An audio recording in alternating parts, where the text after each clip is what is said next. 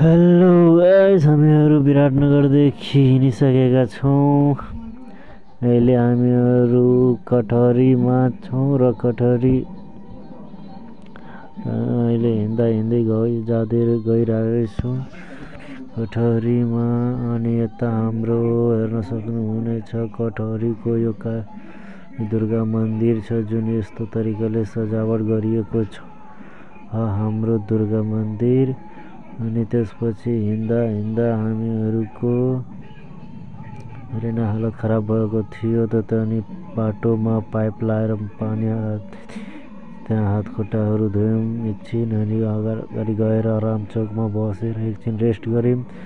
अनि यता हाम्रो भक्तजनहरू आउँदै गरेका छन् र उता बाइकलाई फोन गरेको थियौँ, बाइक पनि आइपुग्यो। अनि हामीहरू हिँड्यौँ बाइकमा।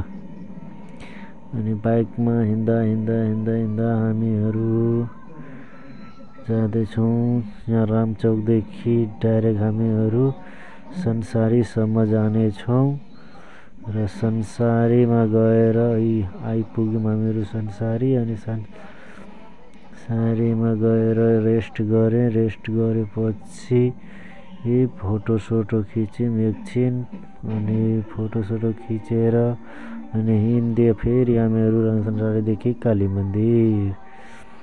मन्दिरमा अब हिँड्न आँटेको हामीहरू।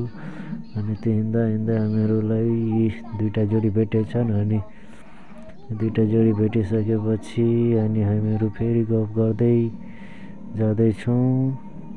अनि जाँदा हामीहरूलाई भेटेछ हाम्रो गाउँको सबै मान्छेहरू जति पनि हामीहरू गएको थियौँ। अनि तिनीहरूसँग एक पनि भिडियो बनायौँ र सबैजनाले नारा लाउँदै थियो।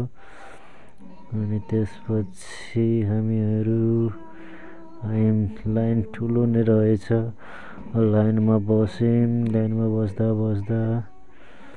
यता हाम्रो छेउतिर आइपुगेको छौँ। अनि छेउतिर अब यता भित्र मन्दिर जाँदा दर्शन दिएन। अनि त्यसपछि दर्शन गरिसकेर अनि गयौँ हामीहरू खाना खान।